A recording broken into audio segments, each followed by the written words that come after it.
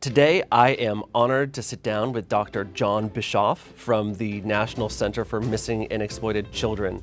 NCMEC, as it's known, has been leading the charge for decades to protect children and bring families back together. And today, we'll talk about how missions like ours align, how technology is making a real difference in this fight, and how ordinary people can play an extraordinary role in keeping children safe.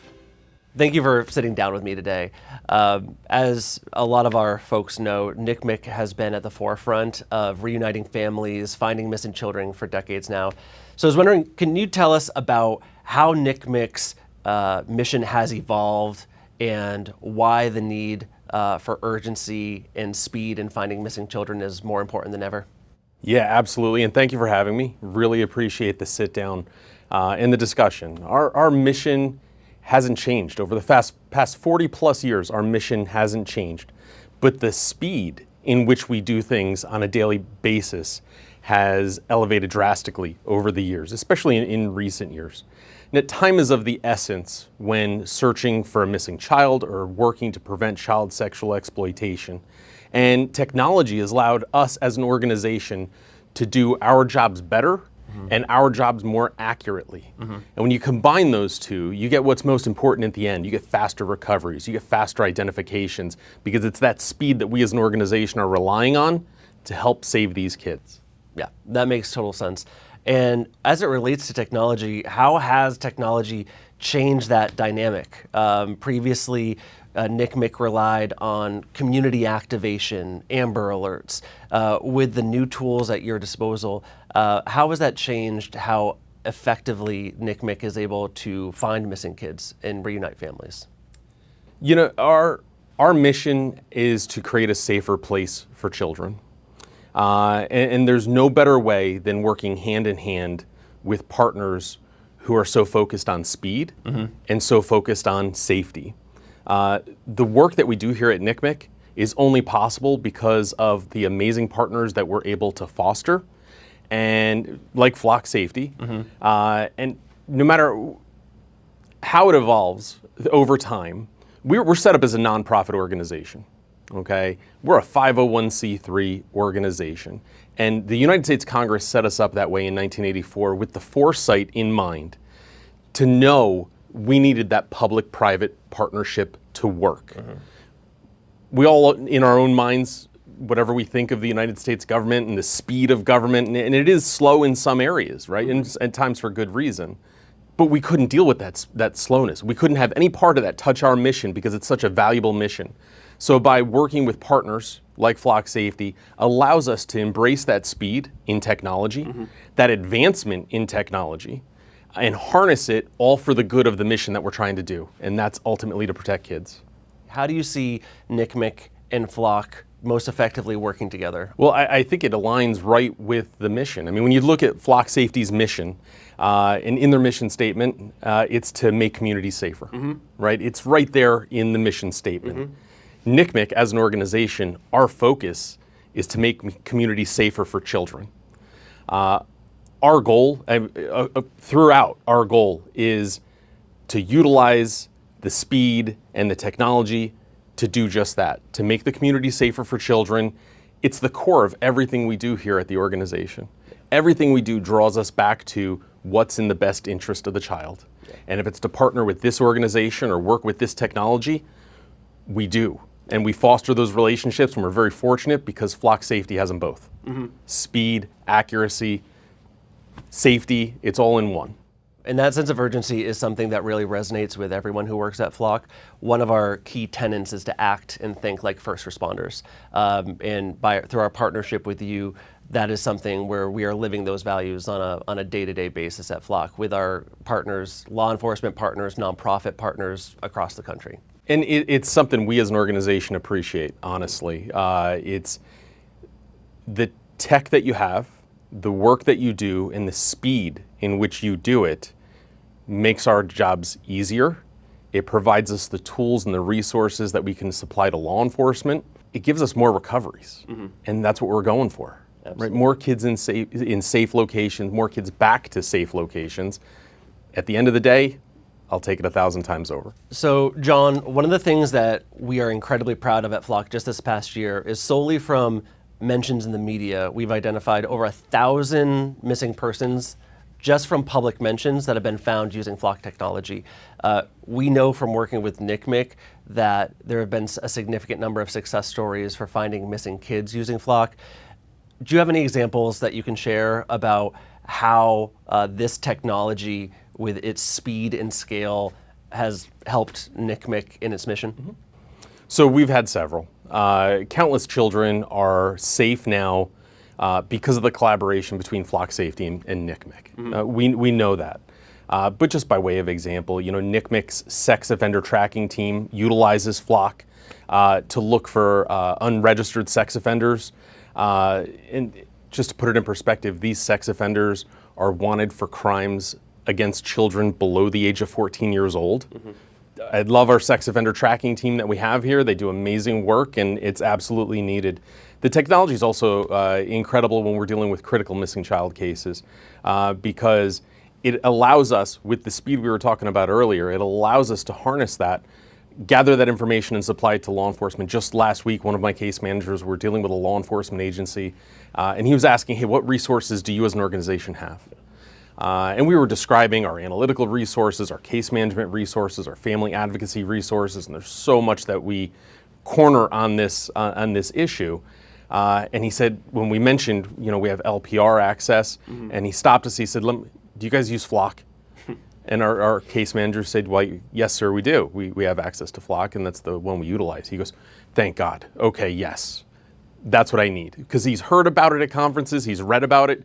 His agency didn't have access to it. It wasn't in their community. But once he knew of a word that he recognized and the reputation that Flock is building for themselves, he was at ease knowing, okay, you guys are the real deal. You guys have access to the right tools to help me in his investigation in the search for a missing child. My case manager had to bring it to my attention. I kind of laughed because we were doing this sit down this week, and I said, wow, what a great example of just law enforcement recognizing the name, the power, and the meaning, and the collaboration that we have all in one, knowing that it was going to be a better resolved case. Wow, that's incredible. And I also saw a recent post by NCMEC regarding the importance of, or the impact of cars in child abduction. Just the nature of when a child is abducted, there is almost always a vehicle involved, whether it's picking a kid up from school or whatnot. Do you have any kind of insights from NCMEC's perspective about, the importance of being able to find a vehicle as quickly as possible when it comes to missing children? So in cases that involve an abductor, it most often involves a vehicle. There's a mode of transport. Right. Very rarely is it anything else, right. like a boat or a hike or anything like that. Very rarely. Majority of our cases, well above 98%, when there's an abductor involved, there is a vehicle involved. Mm-hmm. And those children are in danger.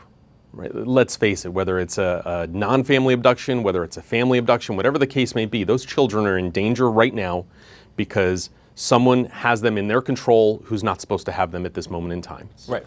So speed is a huge factor. I mean, take a look at Amber Alerts. Right. Of Amber Alerts, over 60% of the Amber Alerts that are issued in the United States today, over 60% of them are family abductions. Wow. Now, think about that for a second, because Amber Alert, to reach the level of an Amber Alert, the child needs to be at risk of death or serious bodily injury. It's one of the requirements, one of the guidelines from the Department of Justice before an Amber Alert is activated. Of the nearly 200 average Amber Alerts that go out per year, 60% of them are family abductions. Wow. 60% of the time you have a taking family member who is willing to do serious harm up to and including death. Mm-hmm. They're traveling in a car. There's a big problem going on here, and law enforcement knows this, the state clearinghouses are well aware of this. They need to apply all active resources to find this child now. Absolutely. And we're one of those resources. And the tools that we bring to the table are one of those resources. Yep. And having those tools at our fingertips means so much for us as an organization, but that's all secondary, because what it means is we have the power to drive leads, drive information, find that vehicle, find that abductor, and most importantly, find that child. So a lot of people may feel powerless when it comes to finding a missing child. They may see the Amber Alert, they may see the post from their local law enforcement. What suggestions do you have for folks that might feel powerless but want to be a part of the solution of helping finding missing kids? So the public is absolutely an essential part in the search for missing children. Absolutely essential. Our word and what we share out to the public is, of course, be aware of your surroundings. Look at the posters. Stop and look at the posters. When you're leaving a store, you're leaving Walmart, you see one of these posters up. If you see a poster in your area that's up on a wall somewhere, that means that child's believed to be in your area. Even if you look at that poster and think, they went missing from 3 states away. Well, they may have family members who live in your area. They may have friends who are in your area. If you're seeing that poster, that child may be in your area. And most importantly, and the most crucial of all, if something doesn't seem right, report it.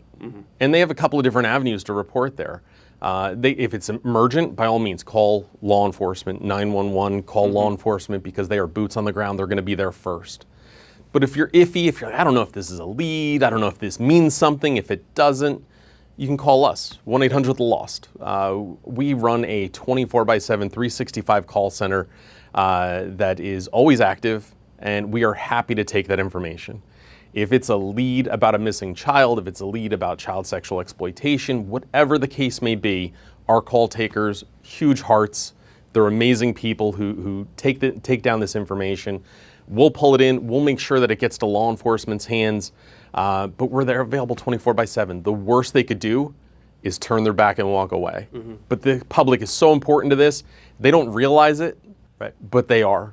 You know, the fact that a citizen of the public is taking the time and taking the step to reach out to us and say, I think I might have something, I don't know, maybe, we're listening. Because that's a huge step for some people to take, to either report something that they saw or something seems suspicious. We'll make sure it gets into the right hands. We have an analytical team here. We'll be happy to look into the information and make sure it's geared up, it's as valuable as it's going to be for law enforcement, and we work to get that into law enforcement's hands. If it's a hot lead where they say, I think I see this child right now, for our call center, that's a hot lead. Our call center goes into full action. We are one person still talking to the call taker. Another call center person is getting law enforcement on the phone, because if they think they see the child right now, we're going into full gear because we want that child recovered. One thing that you mentioned that really stuck with me was when you talked about how you may see a poster for a missing child that may be from another state but being looked for in your neighborhood.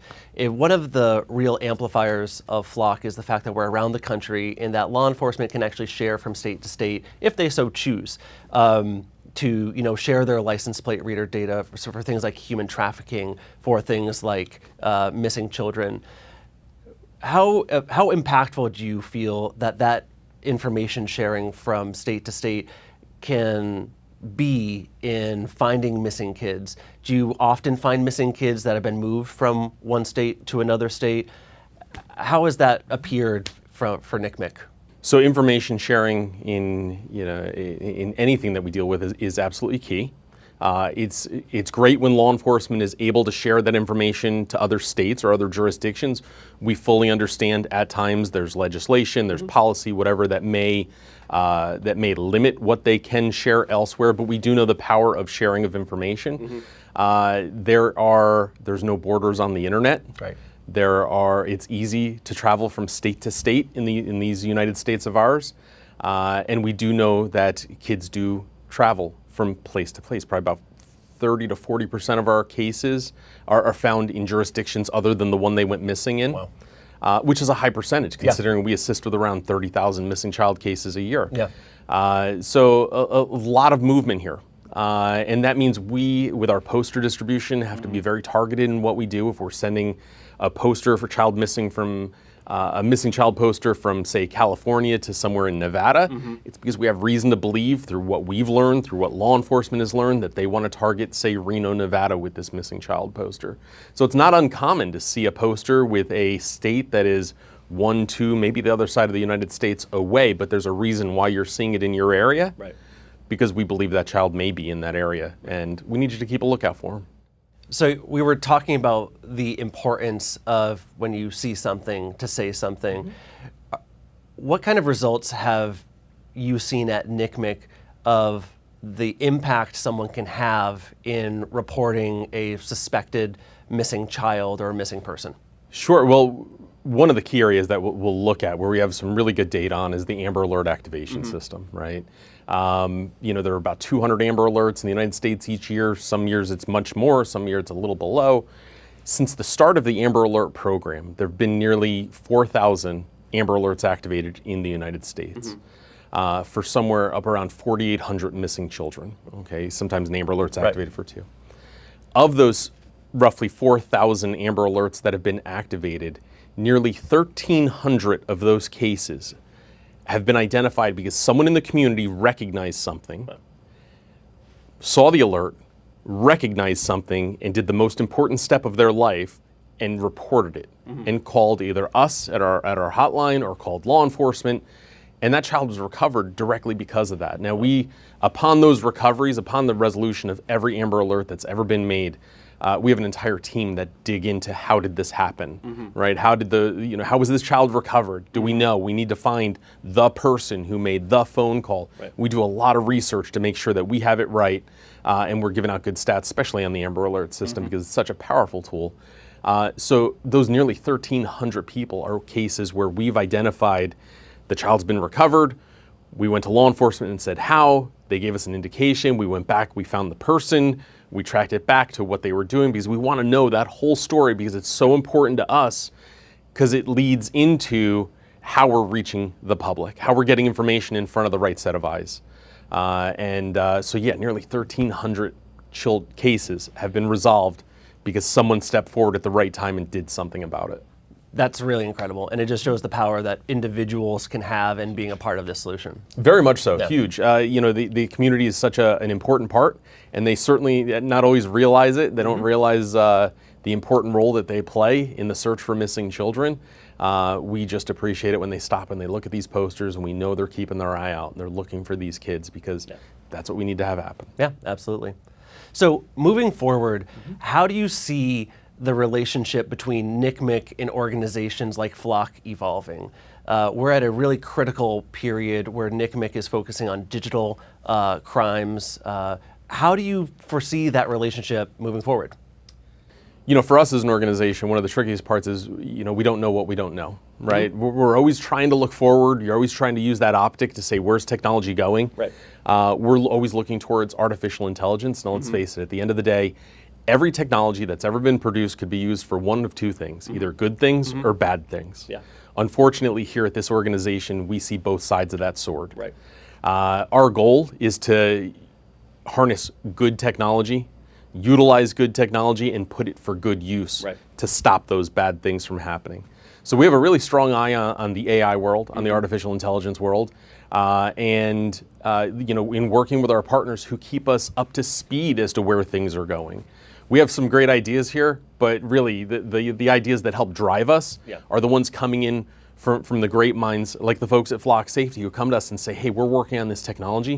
What do you guys how would this work with what you guys do here at NCMEC? Can this be helpful? We're going to work it into our sales and we're going to make this technology work, but for the relationship that we have, is this valuable to you? Sometimes yes, sometimes no. But even having that conversation keeps us as an organization focused on the technology that's coming down the road, how we're going to work with partners to go ahead and harness that technology to use it for the good side, to use it for the good of what needs to be done.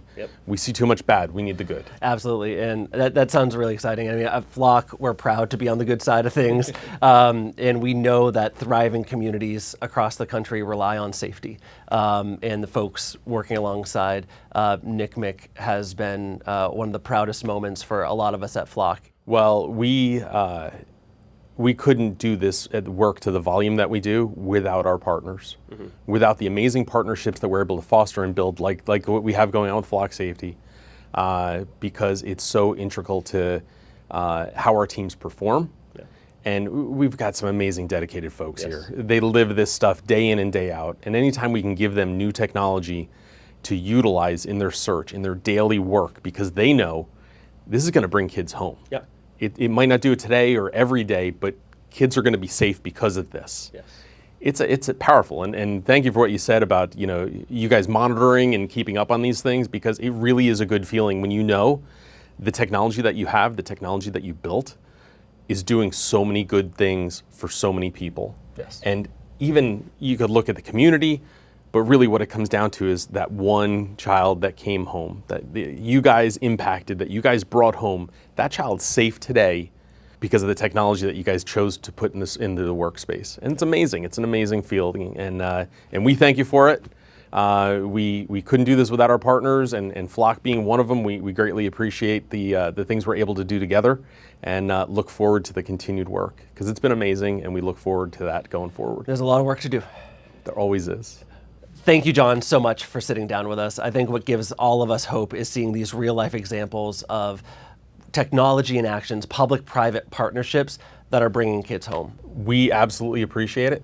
On behalf of the nearly 500 staff who work here at the National Center, it is wonderful to know that we're not alone in this fight. So thank you for the talk today, and thank you for all the team members at Flock, because we know what they bring to the table, and it's great. And we enjoy working with them, and look forward to what's next.